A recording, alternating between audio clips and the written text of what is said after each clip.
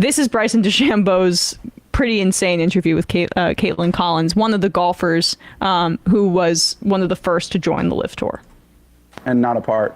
Well, of course, you know, one thing that's not behind closed doors, which we do know, is that the LIV Tour is backed by the Saudi Public Investment Fund, which, of course, is run by and backed itself by the Saudi Crown Prince Mohammed bin Salman.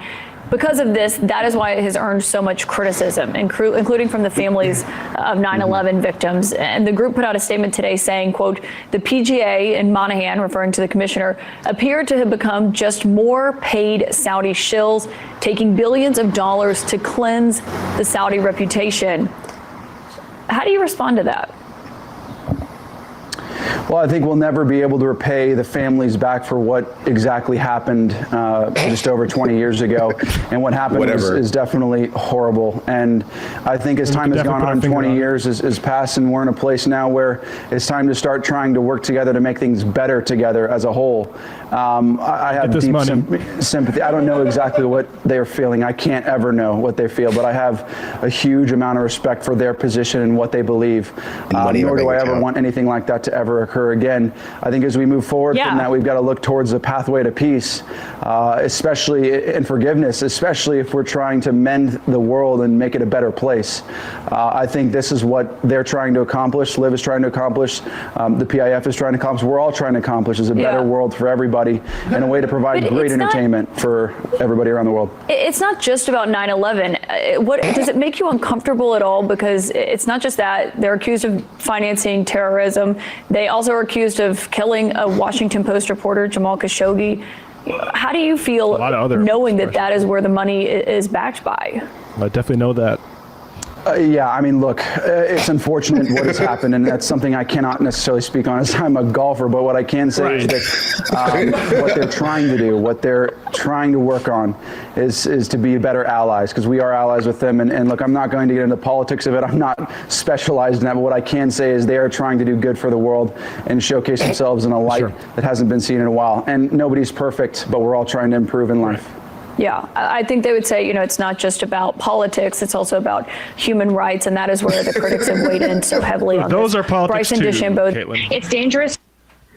That's it. That's the rest of the interview. I mean, man. Good for her, I guess. At least she asked, right? I really love the dumbass defense when it gets too far. It's like, hey, I'm an athlete. I'm a stupid. I'm a moron. Like I don't know anything about this. But then why are you on CNN defending this and defending your right to make millions from Saudi Arabia? Like look, I'm annoyed by sometimes the parsing of our oligarchs versus Saudi oligarchs and saying like we're so much better and more civilized over here, right? And there's this kind of I think ignorance about what the super rich in this country actually impose on the population. However, his assertion that they're just bringing themselves together for world peace is... Well, what it is classic corporate kumbaya that we hear applied in every sort of business PR thing, and it's just like really glaring when it's applied to a Saudi business relationship. Be against Bradley here. I do not like golf. I think it represents something that is not actually trying to make the world a better place. I think if you look at any map of your town, you're going to see a giant golf course or two. It basically represents an elite monopolization of green space. It's terrible for land use. It's terrible for land use. I think it's appalling. I have the same position on golfers speaking about this as I do about NBA players not speaking about China or whatever. It's like they are just dumb golfers and dumb athletes. And I appreciate the folks who stood up for it. I absolutely appreciate those efforts. But Anthony Blinken was in Riyadh yesterday. Oh, yeah. Can we get right? Like, so I just feel like we're expecting golfers who I don't think highly of, I will say generally, to take the lead on something like this. I just think is completely it's just wild that CNN can have this energy for a fucking golfer. And what we're going to talk about Blinken about how Biden fist bumping MBS, Blinken in Riyadh. Our 80-year partnership with Saudi Arabia promotes stability and calm in the region. When it says met with our Saudi and golf partners, I thought it said golf partners for a second. Secretary Blinken is in Riyadh to meet with our Saudi and golf partners. Yeah, he's going to do the front nine with Mohammed bin Salman. It's a picture of Blinken fist bumping Bryson DeChambeau also. Yeah. Afterwards, they'll pose with the celebratory bone saw trophy. Right. I mean, if you have to buy one sport to appeal to old white men in this country, golf is the one to buy. Once they buy baseball, it's going to be a real problem. Well, they're already buying soccer. I mean, they have been purchasing teams all across Europe as well. So this is obviously, something that they understand the precarious position that they're in a way, with being an oil-dependent state, if we are hopefully moving away from fossil fuels. So they're trying to get ahead of their long track record of human rights abuses and maybe just get ahead of the shift away from oil, I would say. But I absolutely agree because, as like, I'm a guy who grew up in suburban northern New Jersey, and my father's white, so therefore I've played golf from a young age. But I completely agree with all the ethical quandaries that Matt brings up, because like golf is a land use nightmare. I wish they would build like massive towers of affordable housing on every golf course in New Jersey, because it would be a huge boon to the affordable housing crisis in this country if all golf courses were essentially expropriated for housing. I mean, my dad would be pissed, but that's okay. Yeah, and he can get over it. And somebody in the chat, Don, points out like it's a lot are subsidized. A lot of places, localities do subsidize it because it's good for business. Absolutely. If you know what that means. And also just as a fun note, that the club my dad belongs to, that its first black member was O.J. Simpson. Oh. Okay, yeah. The Juice. He was known to love golf. He was loose. Anyway, Graham Page. What about 9/11? Pobody's nerfed. Reverend Wright, now watch this drive. Yeah, people were circulating I think it's just kind of egregious, not in the case of the golfer, but considering how much of American, like modern American foreign policy and also domestic policy is predicated and justified with 9/11, to just be like, yeah, whatever. Yeah. It's very, it only took 20 years. Right, exactly. Well, Fred, why is CNN calling a laborer of the PGA to task for this instead of the head of the PGA? Big, why are the rail workers trying to shut down the country over some sick days framing? You're right. Like, they are workers, even though Bryson DeChambeau makes millions and millions and millions of dollars. But it definitely should be more going to the structure of the PGA that, like, literally just after, I just can't get over, after months and months of hand-wringing and solidarity against Liv, they're merging with them to preserve their tax status. That's it. Comes down to the Binder, your mic is out.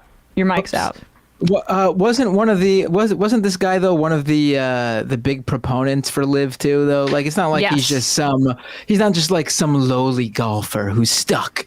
This is a guy who, like, literally in that very clip was criticizing, not criticizing, but was sort of like, oh yeah, that is too bad for the golfers who had standards and ethics and morals and stuck with PGA and didn't take the big multi-million-dollar payout with Liv earlier, and now they're screwed. Yeah, that does suck for them. Please, this is not some poor. Those are the guys I feel bad for. Like, I really do like John Rahm. He's a rare likable golfer, and he really stuck his neck out. And Rory McIlroy. So that's. They are now forced into, essentially, because of the same case that was being made against the PGA from an antitrust perspective, because they're the biggest show in town. They're kind of forced into this situation unless they want to retire for the most part. McIlroy even literally said, he was like, it's probably good for the sport, but I hate Liv and I always will. There you go. Because his hands are tied. He's not going to. He's not going to not. He has. It's good for people's bank accounts. Yeah. He's not going to stop playing. Like, I mean, in the sense, like, he could, but I'm certain he won't. Yeah. So right. he can be upset and kind of stomp his feet a little bit, but he's going to go where the money is. Like, that's how these things go. There was one golfer when this thing just came out. I think it was Hunter Mann. I'm pretty sure. And he literally just said straight up, he was like, listen, I'm a professional golfer. I go where the money is. There's a lot of money here, and I'm gonna be playing golf for live. And honestly, it's cynical, but I almost like I get it. Like, I'd rather they just say that than say that there's some sort of like real benevolence or like world peace solving. Yeah, world historical. Actually, yeah, we're working on a better future, and it's like that better future is particularly when I go to the course, go to withdraw funds from my ATM. A better future for Bryson, for sure. It's like when Anthony Lowenstein said in your interview, we're embracing our shared values. What the fuck does that mean? Yeah. Like, no, you're not. Like, well, they are. Yeah, well, for shared values is money. Sure, great. Like, and it's fine. Look, if I think they're genuine about it too. I don't think like they think they're being cynical. These guys have been like rewarded with large spurts of cash and then told that it makes the world a better place. Like, that's all athletics and marketing. And we wonder why someone like Kyrie Irving or Aaron Rodgers starts to believe like insane things. That at 18 they get $1 million contract. Right.